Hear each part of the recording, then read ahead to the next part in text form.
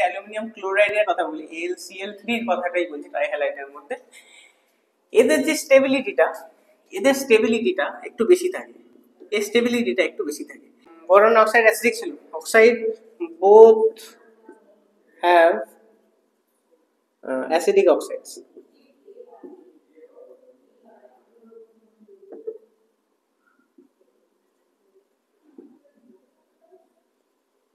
ঠিক আছে,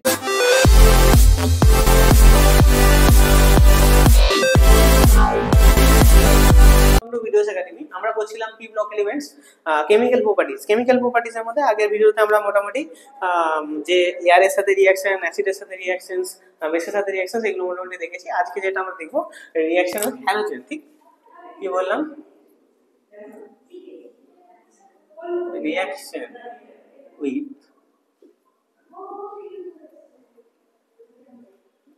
হ্যালোজেনস। আচ্ছা, হ্যালোজেনস মানে আমরা বলতে পারি যে যেমন আমাদের ফ্লোরিন আছে, ক্লোরিন আছে, আয়োডিন আছে, ব্রোমিন আছে, এগুলো আমাদের হ্যালোজেন। যদি আমি প্রত্যেকটা এলিমেন্টকে ই ধরে ডিনোট করি আর হ্যালোজেনকে এক্স ধরে ডিনোট করি, তাহলে এরা যেটা তৈরি করে EX3 তৈরি করে। কি বললাম? EX3 তৈরি করে। তাহলে এখানে তোমার 3 দিয়ে দাও, তাহলে তোমার মোটামুটি ব্যালেন্স হয়ে গেল, EX3 তোমাদের তৈরি করে। এবার সমস্যাটা হচ্ছে তাহলে কি কি তৈরি করে? ফ্লোরিনের সাথে তোমার ফ্লোরাইড, ক্লোরিনের সাথে ক্লোরাইড, এখানে আয়োডাইড, আর এখানে ব্রোমাইড। ঠিক আছে, আচ্ছা সমস্যা হয়ে যায় এইটা আর এইগুলো। ফ্লোরাইড যেটা হয় সেটা সবাই মোটামুটি আয়নিক কম্পাউন্ডই তৈরি করে, আয়নিক কম্পাউন্ডই হয়। আর যে ক্লোরাইড গুলো এবং তার নিচে থেকে যেগুলো ক্লোরাইড যেগুলো সেগুলো তোমার কোভ্যালেন্ট কম্পাউন্ড হয়। এক্সেপশন থেকে যায় ব্রোমিনের ক্ষেত্রে, ব্রোমিনের যেই ফ্লোরাইড গুলো হয়,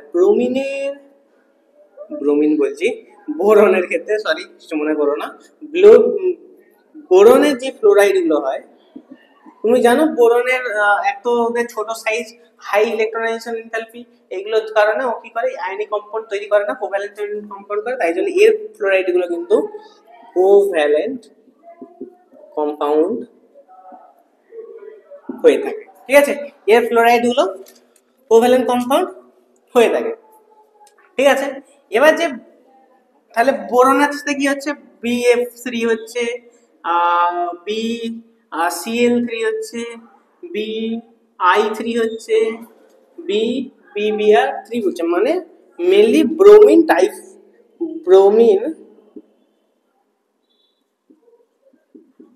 ট্রাইহ্যালাইড, ব্রোমিন অ্যাকচুয়ালি ট্রাইহ্যালাইড আমাদের তৈরি হচ্ছে। এই যে ব্রোমিন ট্রাইহ্যালাইড গুলো আছে, এগুলোর কিছু না কিছু একটু ডেসক্রিপশন আছে। ঠিক আছে, এগুলো কি আছে, ডেসক্রিপশন আছে। কি কি ডেসক্রিপশন আছে না, প্রথম কথা, আচ্ছা একটু বড় করে লিখছি কারণ একটু যাবে, তাহলে বোরন ট্রাইহ্যালাইড, এদের কিছু কিছু ডেসক্রিপশন আছে। প্রথম ডেসক্রিপশন হচ্ছে এটাই যে এরা অর্গানিক সলভেন্টে সলিউবল হয়ে যায়, soluble in organic solvent, soluble in organic solvent, organic solvent A soluble হয়ে যায়। এরা sp2 হাইব্রিডাইজ, যেটা তোমরা দেখে বুঝতে পারছো, sp2 হাইব্রিডাইজড। ঠিক আছে, এরা মেনলি লুইস অ্যাসিড হয়, লুইস অ্যাসিডিক ক্যারেক্টার, এবং লুইস অ্যাসিডিক ক্যারেক্টারে কি একটা ট্রেন্ডও আছে। সেই ট্রেন্ডটা মোটামুটি তোমরা ভেবেই নিয়েছো যে BF3 অ্যাসিডিক ক্যারেক্টারটা আমার সব থেকে কম হবে, কারণ এদের দুজনের মধ্যে বন্ড ফর্মেশনটা খুবই তীব্র হয়। যেহেতু খুবই তীব্র হয় তাই জন্য এদের এফ গুলো বেরোতে পারে না, তাই জন্য অ্যাসিডিক ক্যারেক্টার কম। ঠিক আছে, তাহলে BF3 সব থেকে কম, তারপর BCl3, ঠিক আছে, BCl3, তারপর হচ্ছে তোমার BBr3, আচ্ছা বি I3 খুব একটা আমরা দেখতে পাই না, কারণ আই এর স্ট্রাকচারটা এত বড়, খুব একটা বেশি স্টেবল হয় না, তাই জন্য BI3 আমরা ধরছি না। ঠিক আছে, তাহলে আমাদের মোটামুটি রিঅ্যাকশনের হ্যালোজেন্সের বোরনের একটু আলাদা আলাদা ডেসক্রিপশন আমরা পড়লাম। ঠিক আছে, তাহলে হ্যালোজেন্সের আমাদের সমস্যা মিটলো। আরেকটা আছে রিঅ্যাকশন উইথ তোমাদের যে নেক্সট রিঅ্যাকশনটা হ্যালাইডস এর সাথে। ঠিক আছে, না না হ্যালাইডসের সাথে না, কি বলছি তো এটা বোরনের ট্রাই বোরনের ট্রাই হ্যালাইড হলো। এবার আমরা নেক্সট অ্যালুমিনিয়ামের ট্রাই হ্যালাইডটা ডিসকাস করব। সরি একটু ভুল বললাম, আমার হ্যালোজেনের সাথে তো রিঅ্যাকশনস করছিল। ঠিক আছে, তাহলে অ্যালুমিনিয়াম আমাদের ট্রাই হ্যালাইড তৈরি করে। কি কি তৈরি করে? LCl3, LF3, LBr3, Li3, এগুলো সব তৈরি করে। অ্যালুমিনিয়াম ট্রাইহ্যালাইডে যেমন বোরনের কিছু ছিল, অ্যালুমিনিয়ামের কিছু আমরা ডেসক্রিপশন দেখে নেবো। আচ্ছা, অ্যালুমিনিয়ামের যে ট্রাইহ্যালাইডটা আছে, আচ্ছা অ্যালুমিনিয়াম ক্লোরাইড, যদি আমি অ্যালুমিনিয়াম ক্লোরাইডের কথা বলি, এদের তিনজনের কথা আমি বাদ দিচ্ছি, এদের তিনজনের মোটামুটি ডেসক্রিপশন মোটামুটি সেম। অ্যালুমিনিয়ামে যদি আমি ক্লোরাইডের কথা বলি, ট্রাইহ্যালাইড না বলে আমি যদি অ্যালুমিনিয়াম ক্লোরাইডের কথা বলি, LCl3 এর কথাটাই বলছি ট্রাইহ্যালাইডের মধ্যে, এদের যে স্টেবিলিটিটা একটু বেশি থাকে, এর স্টেবিলিটিটা একটু বেশি থাকে, স্টেবিলিটি এর ইনক্রিজ থাকে। কিভাবে? এদের একটা এফেক্ট হয়, সেই এফেক্টটা অনেকটা স্ট্রাকচারটা যখন আমরা বলবো একটু ডাইমার টাইপের স্ট্রাকচার হয়, একটু ডাইমার স্ট্রাকচার ফর্মেশন করে, তাই জন্য ওদের স্টেবিলিটি একটু বেশি হয়। অ্যাট বেশি টেম্পারেচারও নয়, অ্যাট ওই 473 ডিগ্রি কেলভিন, 473 কেলভিন মানে 200 ডিগ্রি সেলসিয়াস। ঠিক আছে, আচ্ছা এদের যেই স্ট্রাকচারটা একটু ভালো করে দেখো, ডাইমাস টাইপের স্ট্রাকচার, অ্যালুমিনিয়াম তো এখানে একটা Cl থাকবে, এখানে একটা Cl থাকবে, এখানে একটা Cl থাকবে, এখানে একটা Cl থাকবে, এখানে একটা অ্যালুমিনিয়াম থাকে, এখানে একটা অ্যালুমিনিয়াম, এখানে একটা Cl, এখানে একটা Cl, সেম এখানে আবার অ্যালুমিনিয়াম, এখানে আবার অ্যালুমিনিয়াম, এবং সোয়ান এরকম করে যেতে থাকতে পারে। এবার এই যে তোমার স্ট্রাকচারটা দেখছো, স্ট্রাকচারে কিছু ডেসক্রিপশন আছে। যদি আমরা প্রথম এই অ্যাঙ্গেলটা আর এই অ্যাঙ্গেলটার কথা বলি, এই অ্যাঙ্গেলটা একটু বেশি হয় এই অ্যাঙ্গেলের থেকে। ঠিক আছে, এই অ্যাঙ্গেলটা 114 ডিগ্রি হয়, whereas এই অ্যাঙ্গেলটা 79 ডিগ্রি হয়। কি বললাম? 114, হ্যাঁ, এটা 79।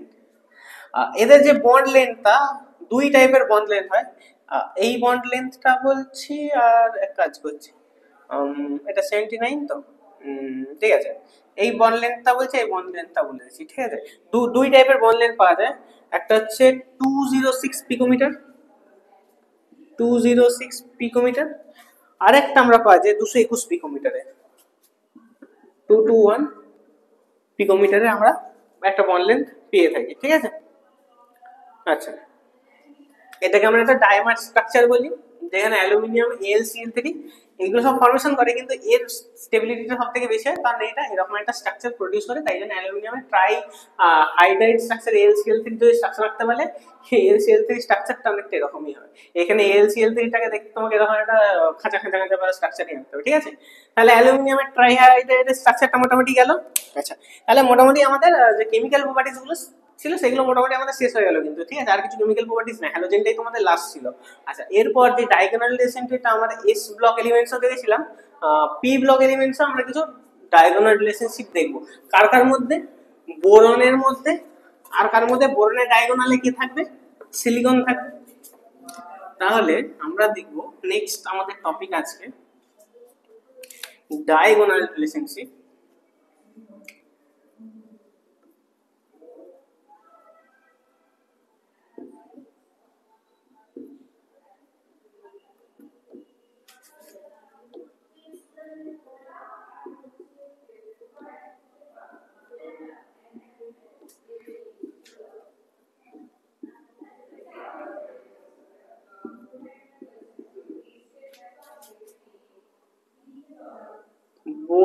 বোরন না অ্যালুমিনিয়াম দিয়েছি তোর?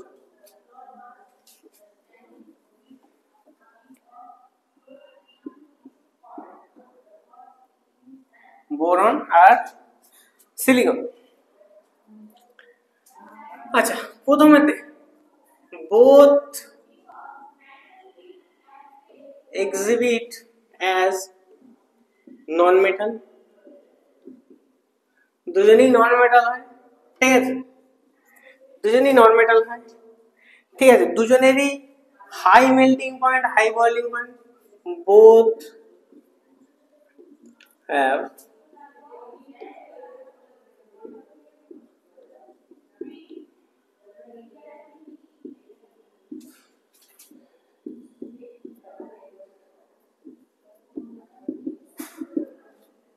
ঠিক আছে, both form covalent compounds, দুজনেই কোভ্যালেন্ট কম্পাউন্ডস তৈরি করে, ঠিক আছে, দুজনেই ক্রিস্টালিন স্ট্রাকচার এক্সিবিট করে,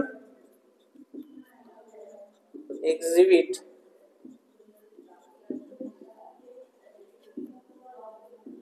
ক্রিস্টালাইন স্ট্রাকচার, ঠিক আছে, ক্রিস্টালাইন স্ট্রাকচার এক্সিবিট করে, ঠিক আছে।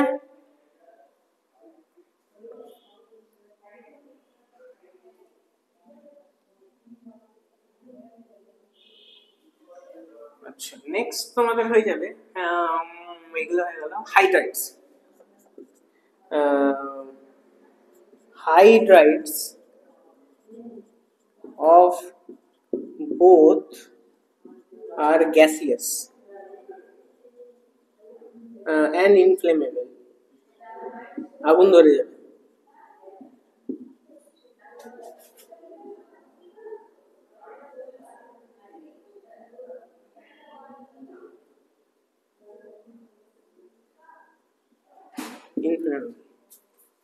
ঠিক আছে। হাইড্রাইট যখন হলো তাহলে অক্সাইডসও বলে দিই,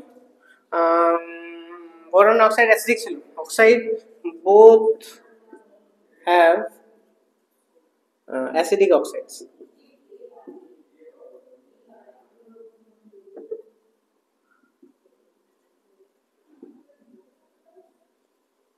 ঠিক আছে।